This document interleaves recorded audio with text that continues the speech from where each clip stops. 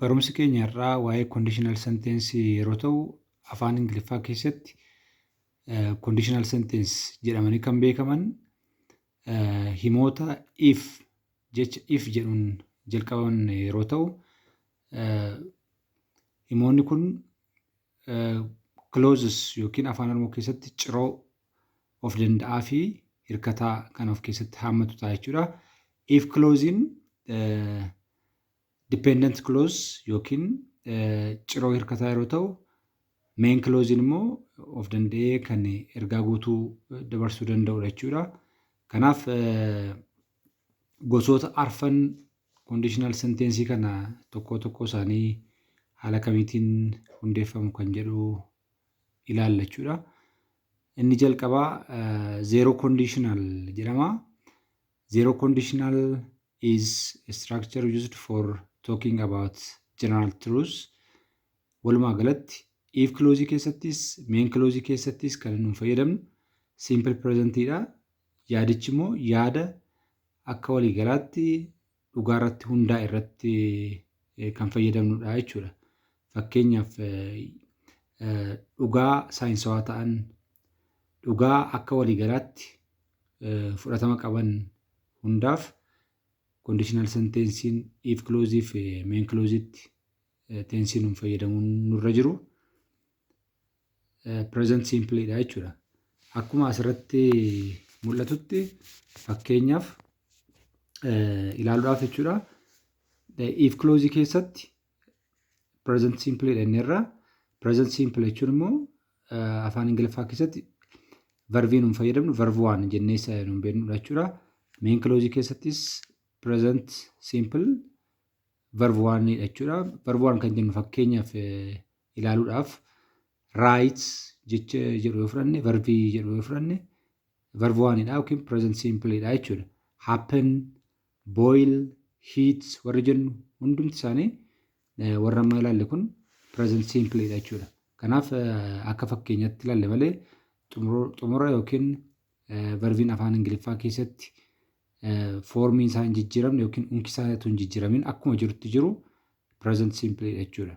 Kanaaf if clause keessattis main clause keessatti tensiin nu fayyadamnu present simpleidha jechuudha. Fakkeenyaaf himni as biratti jiru if you hit, amma jechi hit jettu kun afaan Ingiliffaa keessatti verbiidha. Verbiin kun foormiin ishee present simpleidha jechuudha. If you heat the water to 100 degrees, it boils. Boils isheen jettu kunis verb 1dha. Garuu s kan daballe maaliifi as biratti third person singular pronoun itiin wanna jirtuufdha jechuudha. Third person singular pronounidhaaf yookiin nounidhaaf kan nu fayyadamnu verbii irratti SES yookiin IES daballeetu fayyadamna jechuudha.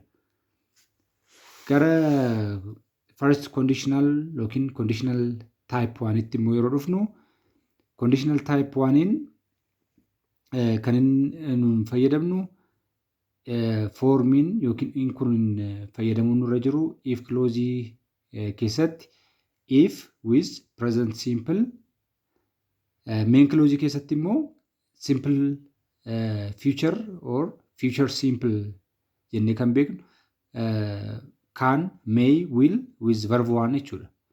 Kana fayyadamuu dandeenya. First conditional is a structure used for talking about possibilities in the present or in the future. Ta'uu kan dhabus ta'uu danda'a. Persentiidhaan yeroo ilaallu persentii 50 ta'uu kan danda'u possibility kan qabu yookiin mudachuu kan danda'u yaada nun itti ibsinudha jechuudha. Fakkeenyaaf as biratti present if clause keessatti present simple fayyadamne innirra main clause keessatti immoo future simple fayyadamna. Future simple kan foormi ta'u can, may, will with verb 1dha. If you study hard, you will pass the test. If you don't study hard, you will not pass the test jechuudha.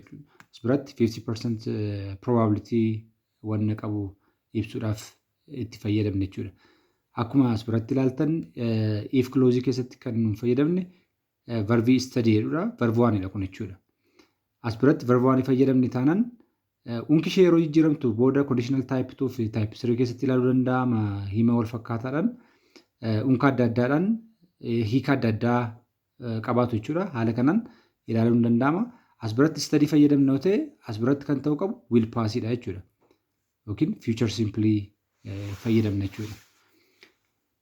Second conditional sentence yeroo dhufnu immoo second conditional sentence is a structure used for talking about a real situation in the present or in the future. Wanni adda isa godhu conditional sentence kun maa inni unka isaa yeroo laallu past simply dha. Garuu kan inni yaadinni ibsu yaada present or future irra jirudha jechuudha. Fakkeenyaaf as biratti amma fakkeenyaaf yoo ilaalle if you study hard jennerra as biratti immoo past simply jaa ta'uu fi if you studied studying gara studiediitti yeroo jijjiiramtu as biratti you will pass the exam itoo hin ta'in you would pass the exam ta'a jechuudha. Maaliif unka as biratti jirtu studying gara studiediitti wanna jijjiiramteef as biratti immoo would pass jennee fayyadamna. Hiikni himachi isa jalqabaarraa garaagarummaan isaa maa inni kun possibilitiin isaa baay'ee xiqqaa kan ta'e sila 50% dhenneera conditional type 1 irratti kan irratti immoo persentiidhaan kaa'uudhaaf akka fakkeenyaaf jechuudha persentii 25 jennee kaa'uu dandeenya. If you studied hard you would pass the exam or the test. Kana jechuun maa jechuudha yerootti teestiin laatamu ammayyuu hin darbine. Waan na qo'attu natti hin fakkaatu garuu yoo qo'atte hin darbitaa kan jedhu yaada akkasii of keessatti qabataa jechuudha. Karaa biraa immoo unreal situation in present jedhee as biratti kaa'eera. Kana jechuun maa jechuudha if I were rich I would buy a new car. Yoon jedhe amma fakkeenyaaf kana jechuun I am not rich I can't buy a new car jechuudha. Ani sooressa miti makiina haaraas bituu hin danda'u kan jedhu of keessatti kan qabu. Yaada amma dhugaadhaan existing taane ibsuudhaaf kan itti fayyadamnu jechuudha. As biratti garaagarummaa isaa akka isinitti agarsiisedha. Studying gara studiitti yeroo jiru fakkeenyaaf as biratti study if clause keessa jira. As biratti immoo future simply will pass. As biratti study yeroo ta'u as biratti will pass fayyadamuu dandeenyu would pass jennee hima kana ijaaruu dandeenya jechuudha. Gara conditional type 3 yeroo dhufnu conditional sentence kun impossible jedhameetu impossible conditional sentence jedhamee beekama. Third conditional is a structure used for talking about a real situation in the past. As biratti in the present dha. As biratti immoo conditional type 1 fi type 2 irratti garaagarummaa hiikaa possibility isaanii walaa caalu malee in the present or in the future jedhee kaa. As biratti garuu conditional type 3 irratti yookiin third conditional irratti unreal situation in the past wanni sun raawwatee darbeera jechuudha. Kanaaf conditional type 3 haala kanaatiin fayyadamna jechuudha. If clause keessatti past perfect fayyadamna. Main clause keessatti immoo perfect conditional fayyadamna jechuudha. Past perfect jechuun fakkeenyaaf as biratti ilaaluu dandeenya. Had with the past participle form had with studied kan jechuudha. Past perfect yeroo ta'u as biratti fakkeenyaaf sila as biratti maal jenneerra if you studied hard as biratti simple past simple dha. As biratti immoo conditional dha jechuudha. Would pass. Had studied yeroo ta'u immoo would have passed jenneetu haala kanaan foormii gochuu dandeenya jechuudha. If clause keessatti had studied yookiin past perfect fayyadamna. As biratti immoo dhufnee perfect conditionally fayyadamna jechuudha. If I had studied harder I would have passed the exam. haala kanaan fayyadamuu dandeenya. Kana jechuun maal jechuudha? I didn't study hard and I didn't pass the exam. As biratti kasaa isinii taa'eeraa ilaaluu dandeessu. I failed the exam because I didn't study hard enough kan jedhu hiikaa kaa'eeraaf jechuudha.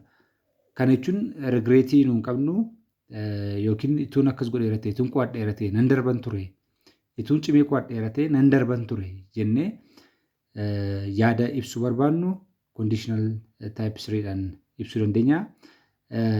If he had been healthy, he would have broken the record. Ituu fayyaa ta'eera ta'e riikardii cabsa ture. If he had been healthy, that means he didn't he was not healthy jechuudha. He was not healthy and he didn't break the record. Ituu fayyaa ta'eera ta'e riikardicha hin cabsa ture kan jedhu yaada akkasii of keessatti qabata jechuudha. Gabaabumatti waa'een conditional sentensii barnoota har'aaf isinii dhiyeesse kana fakkaata. Galatooma.